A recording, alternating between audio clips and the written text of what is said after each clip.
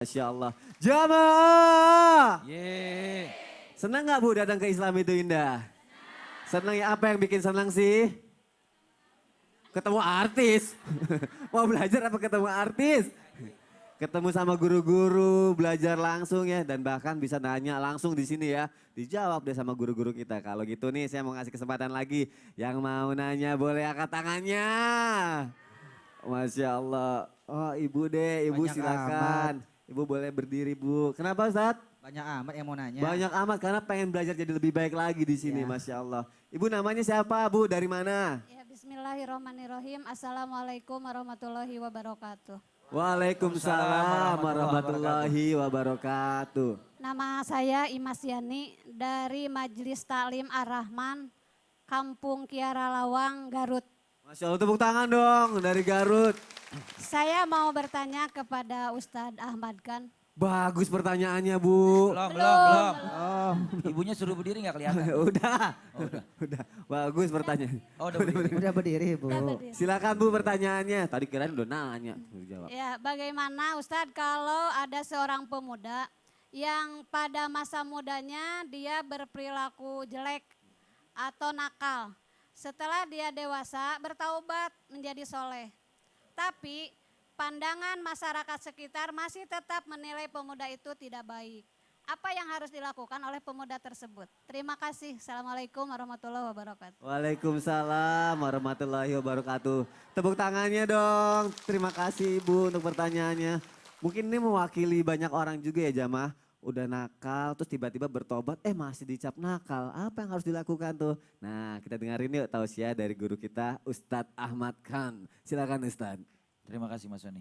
Jamaah Islam itu indah yang dirahmati oleh Allah Subhanahu wa taala. Islam adalah agama yang istimewa. Islam itu indah. Islam tidak mengajarkan kita untuk mencela siapapun. Baginda Rasul Nabi Muhammad SAW melarang kita untuk menghina atau mengejek seseorang yang sudah bertobat di jalan Allah Subhanahu wa taala. Dan orang yang mencela dia bukan termasuk daripada sifatnya orang beriman. Karena orang yang beriman ketika melihat ada saudaranya bermaksiat kepada Allah Subhanahu wa taala, maka dia hajak bicara empat mata. Tidak di hadapan orang lain untuk menjatuhkan harga dirinya. Dia nasihati, lalu kemudian dia doakan agar dia bertobat, mendapat taufik dan hidayah dari Allah Subhanahu wa taala. Diterangkan di dalam perkataan Al-Imam Hasan Basri rahimahullah, beliau katakan bahwasanya yang beliau katakan ini adalah konsep daripada para sahabat baginda Rasul Nabi Muhammad SAW yang diajarkan oleh Rasulullah SAW. Apa kata beliau? Kanu yakuluna man ayyara akhahu bidzambin ba'da taubatihi lam yamut hatta yabtaliyahullahu bihi. Apa katanya?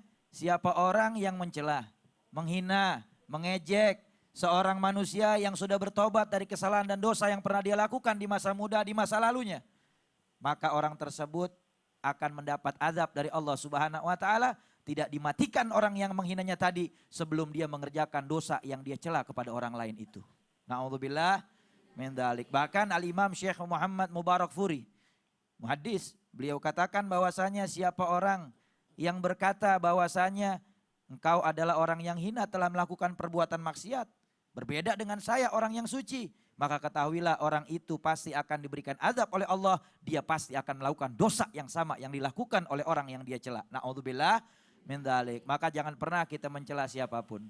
Mau itu orang sudah bertobat atau belum bertobat, jangan kita cela. Tetapi kita doakan agar orang yang sudah bertobat terus dalam taufik hidayah Allah Subhanahu wa taala sampai akhir ajal menjemput dia. Dan orang yang belum bertobat, doakan agar segera mendapat petunjuk dari Allah Subhanahu wa taala. Diterangkan di dalam kitab Riyadhus Shalihin, Al-Imam Nawawi menceritakan dari kutipan hadis baginda Rasul Nabi Muhammad SAW, Qissah Ma'ruf, cerita yang terkenal masyhur, taubatnya wanita pezina. Ada seorang wanita di zaman baginda Rasul Nabi Muhammad SAW ketika di kota Madinah, dia ini datang kepada Rasulullah dalam keadaan perutnya sudah hamil. Lalu kemudian datang kepada Nabi dan berkata, "Akim alayyal had ya Rasulullah. Saya berzina, saya telah berdosa, saya mau bertobat kepada Allah Subhanahu wa taala taubatan nasuha. Maka tegakkan hukum kepada saya sekarang juga."